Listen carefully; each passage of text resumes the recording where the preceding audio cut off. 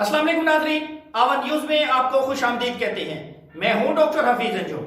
मुजफ्फरगढ़ से bureau chief Ahmad खोसा की report के मुताबिक पेट्रोलिंग पुलिस मीर हाजी की गश्त पार्टी ने सख्त मेहनत और इलेक्ट्रॉनिक मीडिया का इस्तेमाल करके गुमशुदा बच्चे को इसके वरसा के हवाले कर दिया। गश्त अफीसर गुलाम मुस्तफ़ा खान ने सहाफ़ियों से बात करते हुए बताया कि दौरान गश्त अहमद मोहाना चौक पर एक गुमशुदा बच्चा रोती हुई हालत में सड़क के किनारे मिला, जिसकी उम्र 6 साल थी। अपना नाम मुबशर और वालिद का नाम वाहिद बख्श बताता था। बच्चे ने बताया कि वो अपनी माँ के साथ सफ़र कर रहा था कि इसे नींद आ गई और इसकी माँ इसे छोड़कर चली गई। बच्चे को कोई राब्ता नंबर मालूम ना था।